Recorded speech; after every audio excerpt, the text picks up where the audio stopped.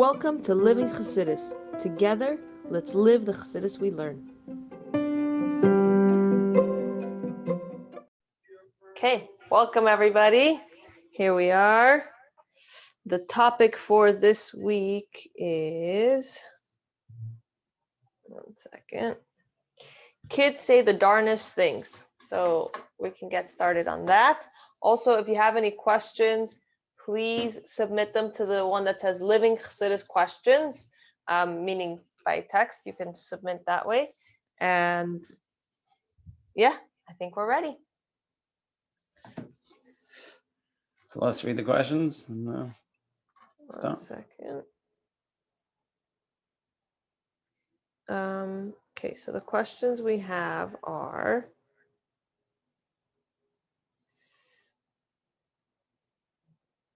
okay, do your kids sometimes say not nice things? You want to elaborate on the question, maybe? So we got a question of a child, and it seems like he was calling a family member, whether it's Bubby or somebody, saying like you're weird, or sometimes he says certain things like, oh, I'm gonna put you in jail, but clearly it's one of his first years in school, so it's kind of, he's clearly not getting that from home. And the question is, how do we deal with that? How do I react to those not nice things when he says them? What if he continues to say things like that? And also, if the mother or the father are not in the room, how should the grandmother or the sibling or whatever, how should they react to the situation? Yeah, I think we'll start with that. There's a few follow-up questions, but that'll be a good start. Yeah. So with a lot of these things, we need to understand the age and the stage of the child. The main question is, does the child understand? I think there's sort of two main reasons why this happens. One is the kid doesn't understand what he's saying. Kids say things. Kids say the honest thing. They just say things. They don't think about it, or they don't realize. They might understand on a technical level what they're saying, but they don't realize what it means. And that's sort of like an innocence type of thing that kid needs to be taught to appreciate what's happening, what they're saying, and the results of those. And this is a sensitivity that we all have, and we hopefully produce and get better at to understand those sensitivities. But kids, they haven't learned that yet, and so they're learning it. But the other reason that it could be happening in general, there might be more that I don't know about, but the other general reason is because they understand it has an effect, and they're looking for that reaction. And so if they're taking these two scenarios, you have to treat them differently. So we'll take the innocent one as an easy one in essence to deal with, and that's the kid doesn't understand what he's saying or doesn't appreciate it. For example, tonight, one of our kids said, young kid, he goes, I'm going to shacht you. He doesn't realize what he's saying. Like shacht, like we shacht an animal. Yeah, we play shacht, and he doesn't realize, and even when they're young enough, even that he understands what the words mean, but he doesn't really see, there's a level of das he doesn't have. So he says shacht, yeah. So you know what that means? Like, yeah, shacht, he gets hurt. And he's like, yeah. He doesn't even appreciate it. So when things like that happen, or a kid says something like that, so then we need to educate them. We need to teach them. Try to use examples. Try to explain to them. You have to sit. You have to stop what you're doing. Make sure which will help them realize that something major happened. You're not showing them any emotion, like getting all excited, because that means they see something happened. And they learn something here, not necessarily a learning experience, but more like a learning like this has effects in a not necessarily good way for them. They might want to use this as like a tool to get on people's nerves or something. So you come from a calm place, we have to discuss this. This is important. And you try to go to their level, like an eye level, and you ring. If you can't do it, like you're in the middle of something, You have to try to like find a time to do this and do it. And you talk about it and you bring about it and you try to bring about it in a way that kids understand. And a simple example of this, not in this exact scenario, but the idea of bringing, I try to learn with Leivik. He's a little older, he's 7. So we try to learn every week, a little sicha, like a short version. And I like it. And I think something everyone should try to do with their kids, because you have to like try to teach to them a way they can understand. So the example that we were talking about was, what is it? When it goes from below to above? Yerida l'tzarech aliyah. So how do we translate it? Descend for an ascent. To go down to go up. So I try to explain. I'm like thinking to myself, how do I explain this? I'm like, so I said, you know what it's like? It's like a rubber band. You pull it down, and we had a whole ring. Why would you pull the rubber band down? You want it to go up. We have to pull it down to go up. And I had a whole ring, and he understood it, and he really, really understood it, like a level of das. And now we can talk about this concept all the time. And when something in his life is hard and he's struggling, so he's like, it's Yerida l'tzarech aliyah. It's like the rubber band. We're pulling the rubber band. It's like exactly. So in these scenarios, when you're talking about something, you try to bring about it to make them understand, so they can get that maturity level to understand that these things to say is not nice. You know, a simple way you just say it's not a nice thing to say, we shouldn't say it. But the kid doesn't really get it. And if they listen to you nicely, then they'll make sure, no, but they don't really get it. What you want to try to do is try to explain to them, make them understand really what, like the power of the words. And in a way, it could be, using a marshal, something that's different, but they could appreciate it and say, this is the same thing. And it could be, it takes a few times because they're young and they don't really appreciate it. But it's, it's an important, it's a teaching moment, as they say. And so that's like, they just don't understand. You want to? Yeah. So one of the things that we've worked on is this whole concept of actually taking these concepts in Torah and Chassidus and actually explaining it at their level. So for example, if they come and they say, Bubby, you're weird, or they say something not nice, so we could say, take a moment and say, there's a concept that we shouldn't do something to someone else that we don't want it done to us. So I explain this a lot in the bath, because my kids love the bath, and sometimes they have a negelwasser and they go and they pour it on someone else's head. So I said, and clearly the other person didn't like that. So I said, would you want somebody to pour that water on your head? And they usually say no. So I said, okay, so now we have to learn the lesson that if you don't want it done to you, then please don't do it to someone else. And we explain that, and we explain it in different contexts. And sometimes it's in the bath, sometimes it's in, the dinner table or whatever. And we try and discuss these concepts in a way that they can understand. So if a child is calling their bubby weird or calling somebody not nice name, we could say, would you like it if that's done to you? And if you don't like it done to you, then let's not do it to someone else. That also doesn't mean, though, because sometimes kids go and say, but yeah, I want it. I want them to call me weird. So I say, okay, well, they don't like it. And that's another concept in Chassidus, which is we have to be sensitive to someone else. Just because we have something that we like doesn't mean that we have to give them that, or we have to do it in that way.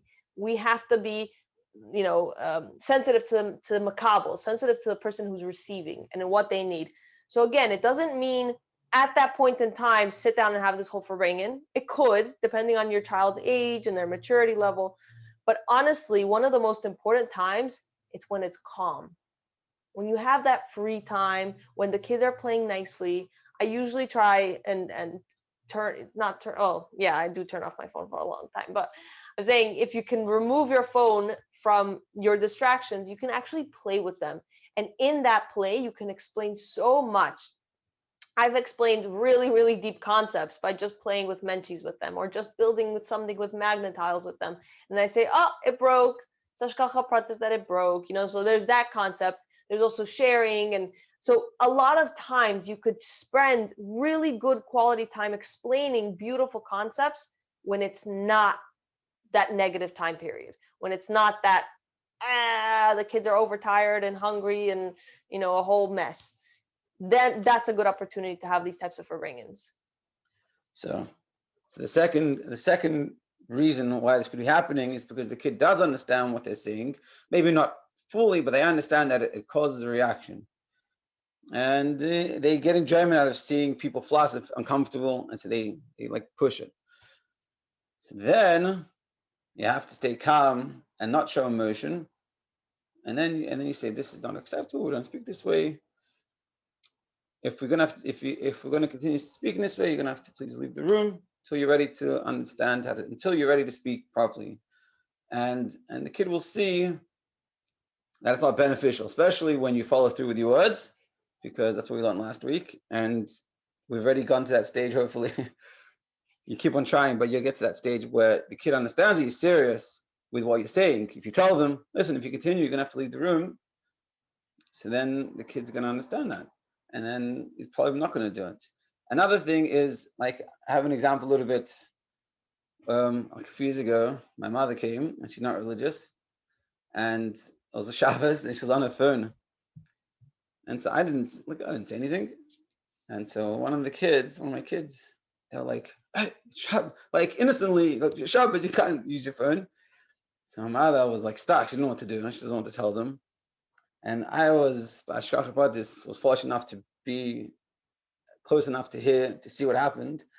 So I came to my son and I told him, and like I'm like, what do I do here? Like on one hand, like he's right, but so I said to him,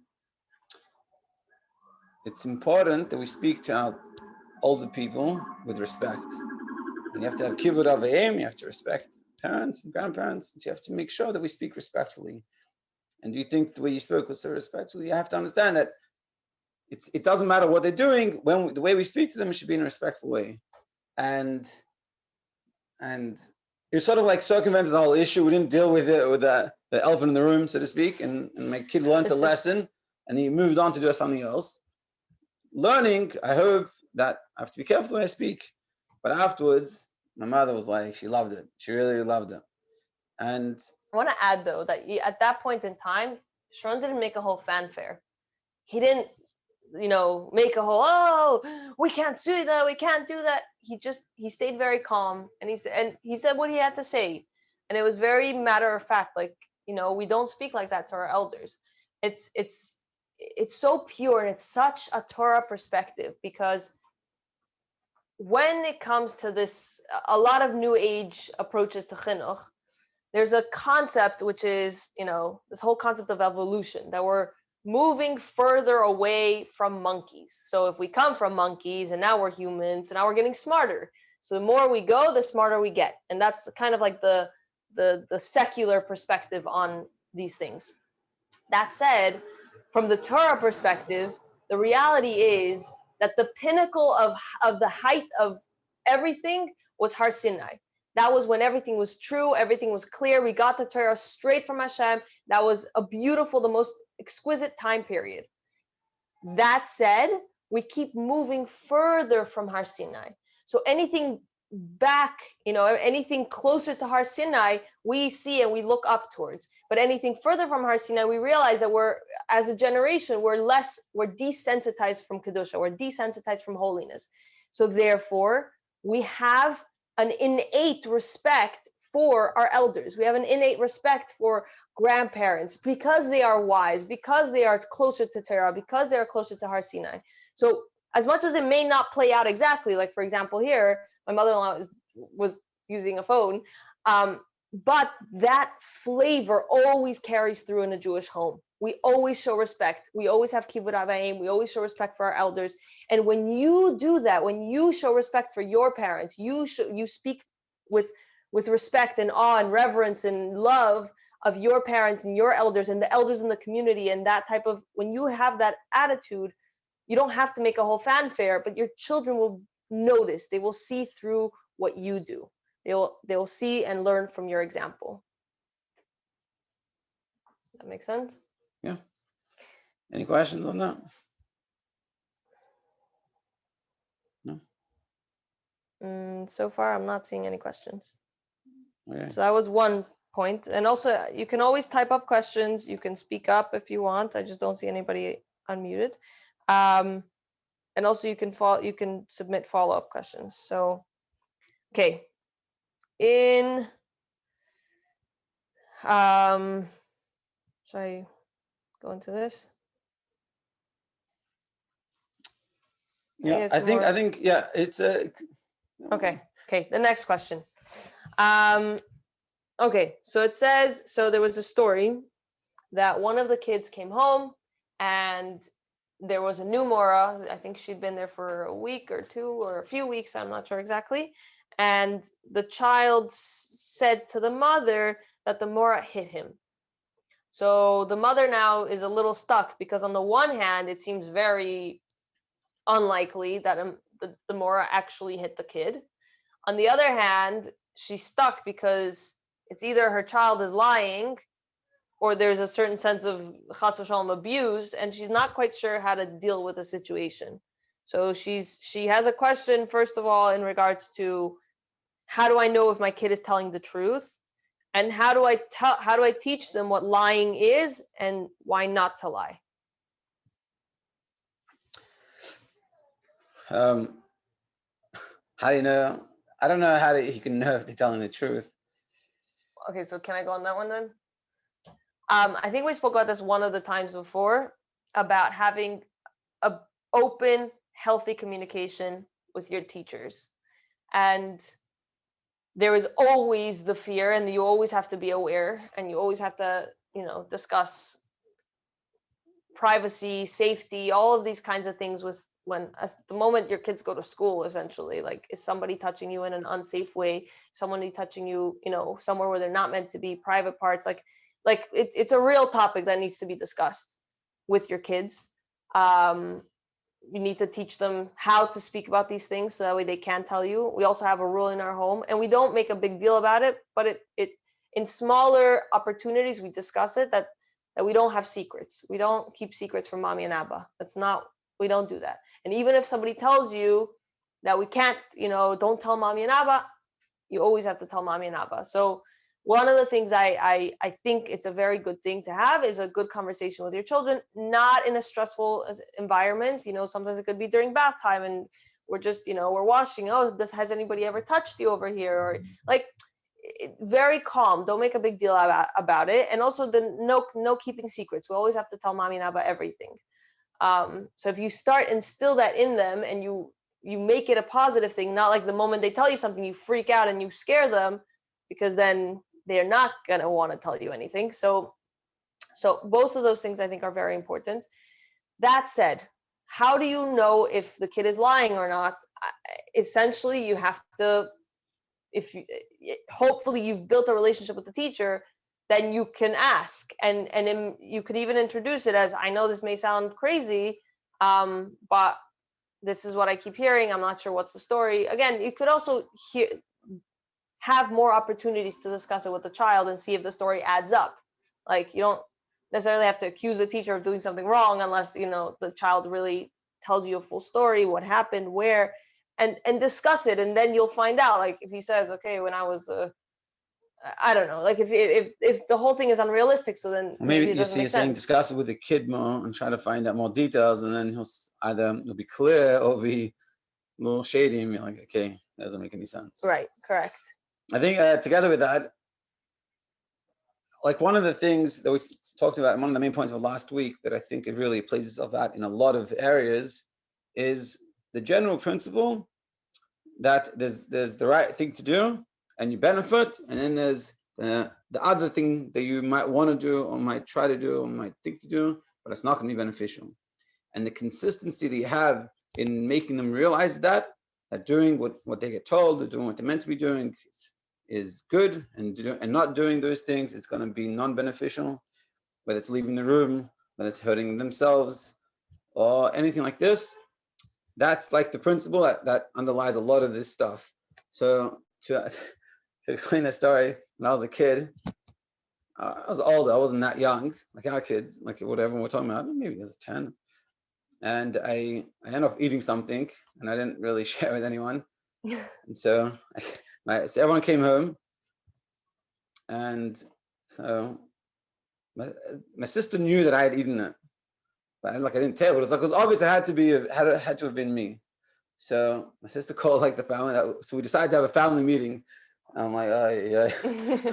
So they're like, hey, what happened to this? It was pudding. What happened to the pudding? So everyone looks like, I don't know. So they go, Abba, did you have pudding? And he's like, I didn't have any pudding. And I go, my sister, did you have any pudding? No, I didn't have. No one around that came to me. I was naive and young, and it's like you clearly did the wrong thing. So you're like, no, I didn't have it. And they're like, 1 second. If no one had it, then how come there's no more pudding? So let's try that again. And they did it again, and I said, no. And so they said, it must be that someone is not telling the truth. And I don't think I owned up then, but I remember, and this is distinct for me. I remember like later, like things happened, and I would say something, and I'd say, we're not really sure because last time we talked about the pudding, you didn't tell the truth. So we can't really trust you. And it was with things that I knew they knew I was telling the truth. But like it really hit me.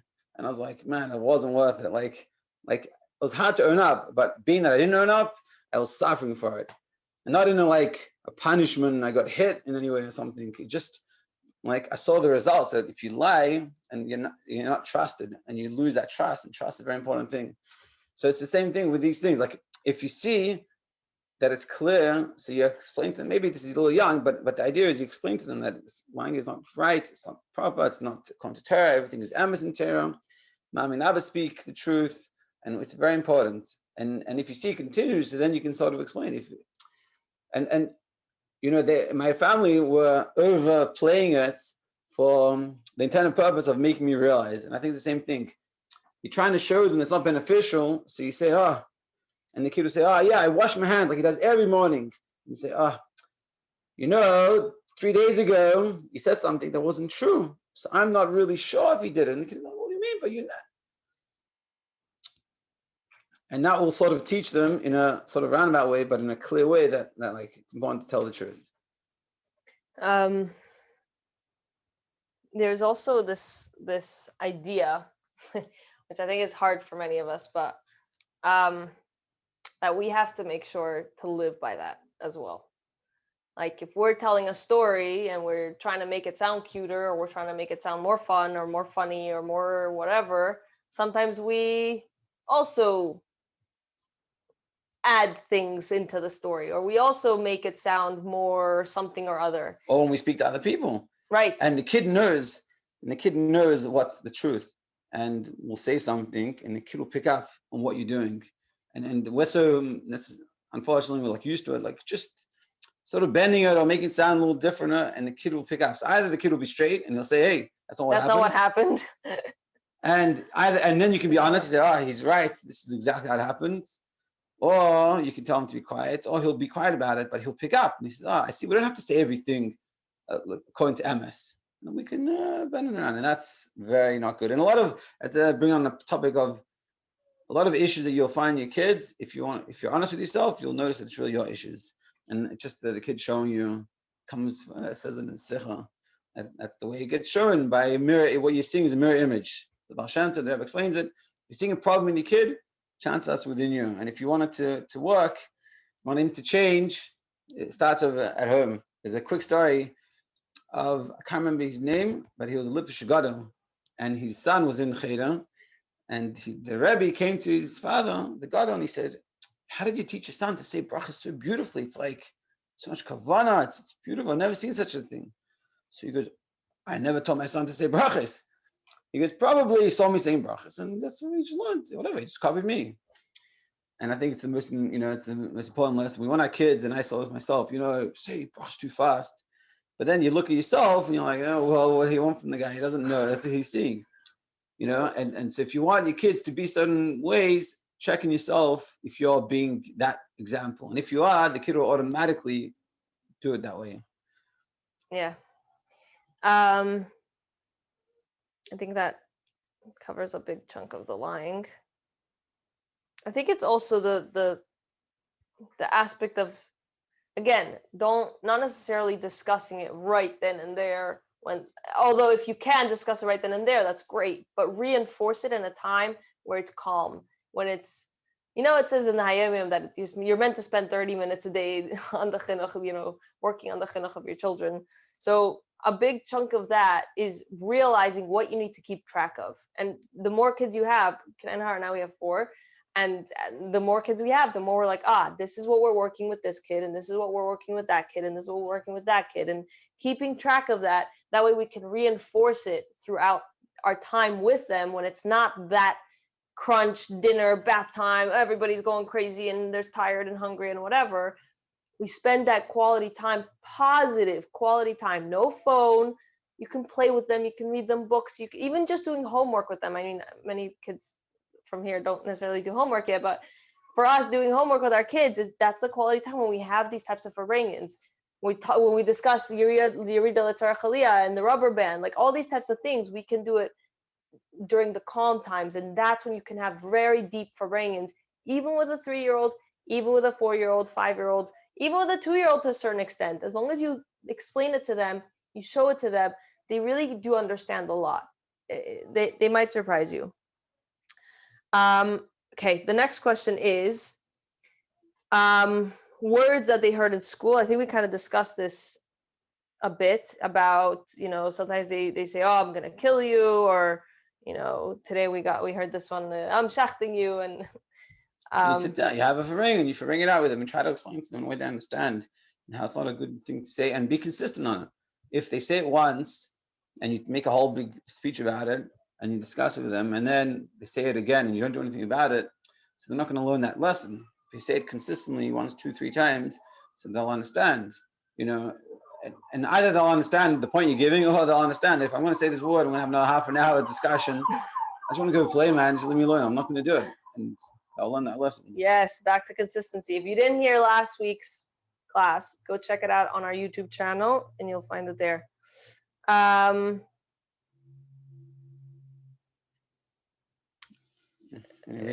Okay. So in regards to a follow-up about last week's class, how does this work in regards to after school transition, bedtime, bath time, connecting with our kids when they're tired and dysregulated? And for some of us, the only time of the day we spend with them other than breakfast. That is a very good question. I think we touched upon it, and I was thinking about it during the week. And also, I'll be honest, we only really started to hit us recently. But the most important thing is that your kids, and also for ourselves, sleep and eat, but not eat bread. Eat like proper healthy, like proteins and stuff. When the kid comes home and the kid is starving, it's everything is infinitely harder. What we call hangry. So you give them proper food, something that filling, and then you'll see it'll change. And I've seen it with myself, and we, it's important. So when you see that, sometimes you have to change your schedule around, but that's something that's important to look into. So when you're coming home and everything's a little bit crazy, some people have like a rest, like sort of a downtime where the kids just like do something calm, and that's also good. It could be some playtime, and also like play together with them, hang out some quality time with them.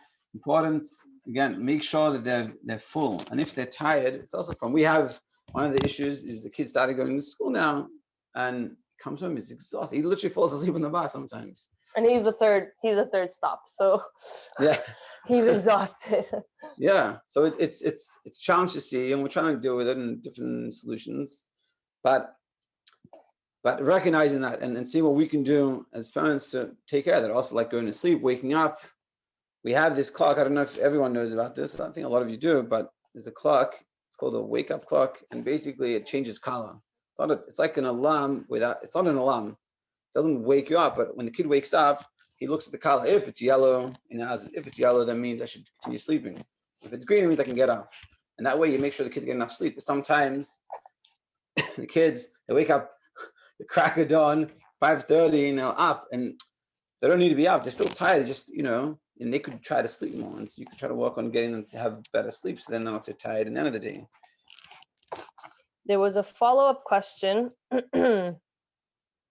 Okay.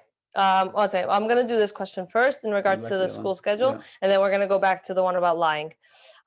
So for after school schedule, would you recommend 1 snack, then 2 quality time, then 3 bath, then 4 dinner? Probably. You also have to see your kids and what's considered a snack. Yeah. So for us, how hungry are they? Yeah. But if we're saying they come home and they're pretty young, you know, honestly, I would maybe put bath a lot. Also, like think about why do we eat the biggest meal at the end of the day? What do you eat the dinner, then you go to bed? What's the point of that? If anything, you should eat the dinner earlier. You know, if it's possible, try to do if they're hungry, instead of the snack, switch that snack for dinner, and they'll come home, they'll eat a hefty meal, and that gives you the next 2, 3, 4 hours that you have with them Quality. much better. Okay, so I gotta admit, I kind of fought against this because I'm like, what do you mean? How can we eat dinner that early and then give them a snack before bed? And then I tried it, and it worked so well. It was just like doing homework just became a breeze. Hanging out with them, bath time, everything was so much easier because they were well fed earlier on. So I started our snack is more of like a half dinner. Like I do like a hefty soup. I do like some cheese or some, meat if I have a tuna or a salmon or whatever. And like I do more of like a heftier thing right when they come home from school. And then the rest of the time is just such a pleasure. And then when Abba comes home, then we have like a family dinner together, which might be a little lighter.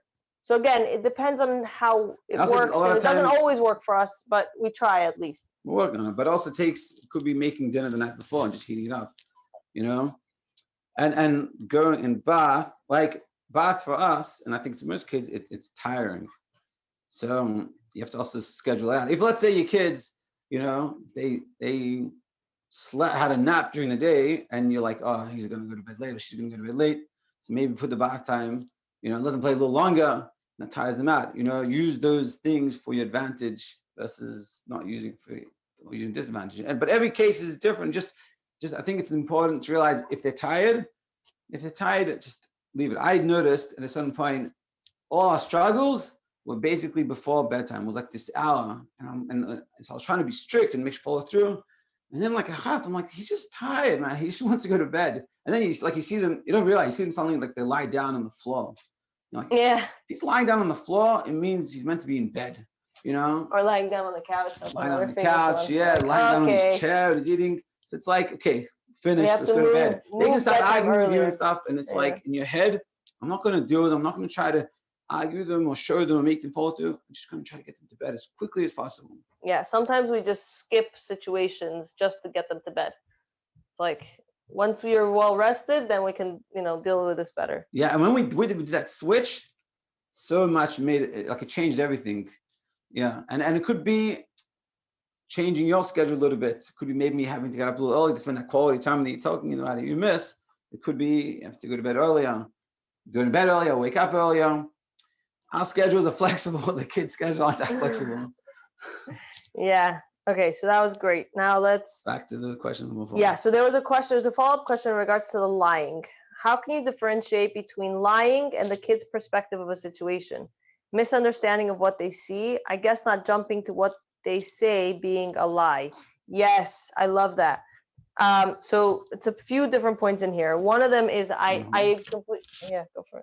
completely agree that not necessarily that just because a kid says something doesn't mean that they're lying. That is absolutely true. And I think if anything, we should flip it. And it is flipped. Yeah. Kids don't naturally lie. Yes. They pick it up from somewhere. And unfortunately from us and then people around us. Yes. And so therefore the assumption with them is that they tell the truth. The starting point is that your kids tell the truth. If you happen to find out, just like Sharon's story, if you happen to find out that they didn't tell the truth, so then you show them in different ways, we lost that trust. It doesn't have to be as direct, but it's well, last time you said something, but I'm not sure. Like, we don't lie. We have to tell the truth, something along those lines. There's also, so definitely if you go into it assuming and hoping and believing that they want to tell the truth and they did tell the truth, you hold them up to that standard. If you assume that they're lying, then they'll fulfill that assumption, and that's not a good assumption to have. Also, you'll experience it a few times. You'll start to figure it out. It's not like, I don't know, it'll take one or two. You'll notice in a few things, and then you'll start to be suspicious of it. Like I think it's clear. It's all like one time they lie, one time they don't. they lie and they get away with it, then they'll continue doing it. But you're like the kids, they don't, they're too young to realize how to lie well. We've mastered the art, but they haven't. So they're like, they'll say something and you're like, cool, like, I'll wash my hands, and you'll look at their hands and it's dry. So then it's the problem we got to deal with. Yeah. And if you deal with those smaller ones, then you don't have an issue with the bigger lies. That's for sure. So yes, and I like that other part of the question, which is how to like differentiate between lying and the kid's perspective of the situation.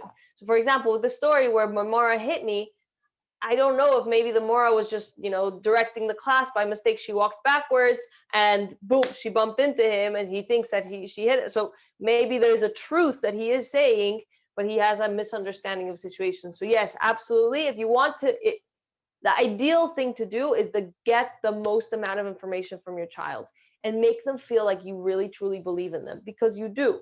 You really truly believe in what they're saying. And you want to instill in them this trust that you have in them. You believe in them, you trust them, you are on their team. All of these things, that needs to be given in as many ways as possible. If it happens to be proven wrong, then we deal with that. And also, like you said, if it's a misunderstanding, so that's another teaching moment to teach them, to explain to them, how do we know what's hitting versus an accident, stuff like that. Yeah. Okay, there was a third, let me just make sure. Okay, we kind of did that one. Okay, so there was the last question was brought up. So there was a lot of different discussion about bullying and books to teach about bullying. So I definitely am a huge fan of Sarah the Bucket Filler. I'm sure there's many other ones. So I can't say we're the experts in bullying, but we do want to give a perspective on it. So one thing is how to deal with the actual bullying, which if it's possible that if you try with those students that are, acting rowdy or saying not nice things, if you try with them the ideas that we gave in the last class, it might be very helpful and it might stop it. That said, right now, the main perspective I want to give is how to help the child that's being bullied. So for starters, I'm gonna speak from experience. I've been there, done that. I definitely got bullied plenty growing up. And I remember that some of the most powerful things was how I processed that information. So on the one hand, if a bully comes and says to you, you're ugly or you're short or you're whatever, silly, dumb, whatever you want to call it. So on the one hand, it could really destroy us inside. And it does. Let's just be honest here. Anytime, even now, as an adult, getting criticism is not the most pleasant thing ever. So how much more so as a child when we don't have really those tools. So as a parent, when you see your child being bullied, a very, very, very important thing to explain to them is, how do you intake this information? How do you, and you don't have to say it in these words, but how do you file that in your life? Is this something that is going to hold me back? Is this something that's going to hurt me for the rest of my life? Is this something that just because they said I'm dumb, that's it, that's the truth? A mean kid said to me I'm dumb, so therefore that's just the life I have to live? And it's not. And the reality is that we have to constantly remember that everything is hashgacha pratis, that every situation Hashem puts us in is a learning situation, whether we're learning what not to do. So for example, if a child's being bullied, we say, oh, wow, well, obviously we feel really bad for them. I'm so sorry that you're going through this. And we show them love and hugs and everything, whatever love language that they need. But we remind them that, we don't need to be necessarily hating this child. Hatred with hatred doesn't add to anything good. If anything, many times the child that's bullying is the child that needs the most attention. It's the child that needs the most love. It's the child that needs the most care. So we were dealing with this with one of our kids, and we realized that the child that was bullying, his family life was really going through a hard time. Parents were dealing with very, very hard struggles. Siblings were dealing with very hard struggles. It was a very messy thing. And here he found someone who he could, channel his anger and channel his hurt. So what did we tell Leivik? What did we tell one of our children? We said, maybe he's very sad. Maybe he's just going through a really hard time. Maybe, and this actually did happen. Our child told us that this boy didn't really bring such good lunches to school. He would bring or not even lunch, snack. He would bring like a tradition soup, like those ones with you pour the hot water. And that was his snack. That was his lunch. So I said, maybe what we could do is bring them a snack. Maybe you could give him a snack as a present. And he did. Leivik took a cheese stick and chips or whatever it was at the time that we were sending for snack, and that totally ended. Like the child, now they're friends, and that made such a beautiful impact. My son learned to see that other people's actions does not define them, and other people's actions are, the words about you don't define you. That might be just a really hard situation that they're going through. That might be a really hard, whatever they're dealing with and whatever they're struggling with. Another point I want to make, unless you have something to. No, I think I'll just add to that. Like, I think like what we're saying, like we said over there, is that the way we define it for our kids, it's like we can make a big deal out of it. It's like, I just keep doing, making fun of me, it's so bad. Or we can just like, never after that kid, that's what he has to do. You get to play. So I work for Aleph, and I hear a lot of crazy stories. And what it really did to me was appreciate life. And a few things that I have in my life have started to make me appreciate a lot that I have. That I used to be very unappreciative, unfortunately. I learned to be appreciative of everything.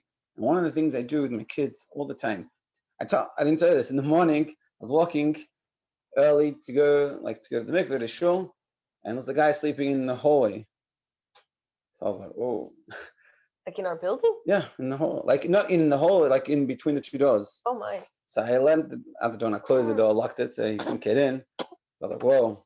So I went to my thing. So I was walking to school with Leivik, and so I was talking to him. I said, by the way, you want a crazy story? I said, there's a guy sleeping over here. And he was like, why would we? I said, he has nowhere to sleep. I said, we should be so appreciative that we have a bed. You get to be at home, it's nice and warm. And I had a whole harangue about how like appreciative you should be of your situation that you don't even think about. But like, there's a guy that's sleeping over here just to be a lot more warmer than outside in the actual cold. And like, look at it, it doesn't have a bed, it's on the floor. Imagine sleeping on the floor. And it's the same thing when a kid comes bullying him. One of the perspectives that we try to do is like don't take it so personally as much as feel bad for that guy that that's what he has to do.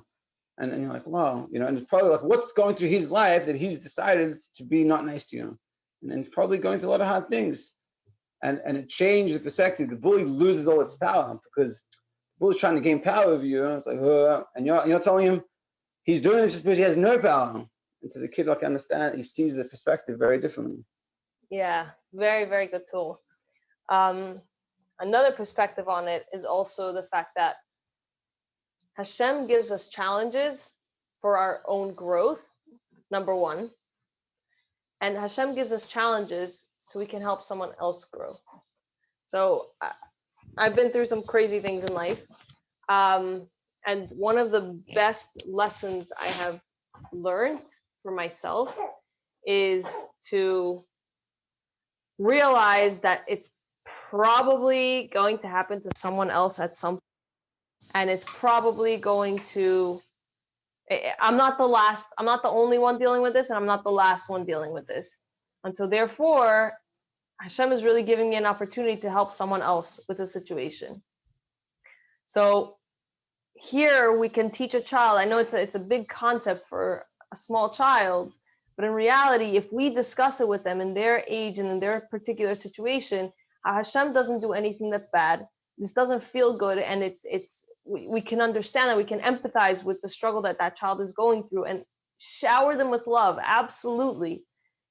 And then when they're ready for it, share this concept, share this aspect, explain to them that Hashem is giving us a message. Hashem is teaching us a lesson. How can we be nicer to others by not doing what this child is doing? How can we be nicer to this child? How can we see him or her in a different light, not with hatred, not with giving them power over us, but instead with this viewpoint of I wonder what's going on with them. I wonder what's happening, that they're so sad that they need to pick on me. So hopefully this will give everybody what to bring about with their kids. And yeah, it's true. Kids say the darnest things, both mitzad lying, and we have to teach them that the Torah is emes, and we always tell you the emes, and we have to raise them to realize that's who they are. They are emes, and so therefore they have to fulfill these shoes. Children don't lie naturally. Children are they say the truth by nature, so we have to show them that. We also have to show them that our words impact others. The way we speak to Bubby, the way we speak to our friends, the way we speak to our siblings, it hurts them. And we have to be careful. And as a parent, we have to give them the right words. Let's say you want this toy, so instead of saying, I want it, say, okay, can I please have it? What can I have a turn in 5 minutes? It's your job to raise them, to teach them how to play with each other. It is your job as a parent to teach them how to relate to other human beings in a society and work together in a loving way. And lastly, if your child is the one that's getting bullied, chas v'shalom, or you know a child in your class or something like that that's getting bullied, to give them the strength to see the bully in a different light and to possibly give them positivity, whether it's make a play date with that particular child and that way they play one-on-one and that way they can grow their relationship together, whether it's bring them a snack and again, it's not in like a sucking up type of way, but it's more in like something must be going really rough for you if you feel the need to say something not nice to me or hurt my feelings. And they don't have to say that directly to the child, but that should be the background. That should be the mindset that they come into it, and not hate the child for it, because that way you take away the power of those words. You realize that the words, you're ugly, you're short, you're dumb, you're whatever, they're not real. They're just a reaction to whatever the struggles that this child is probably going through. Anyway, I hope that helped. If there were any questions, we did have some questions, follow-ups from last week. So I hope everyone tried some of the things we spoke about last week, and I already know that some people did, and it worked beautifully. So if you want to share anything from that, I guess you can submit questions or let me know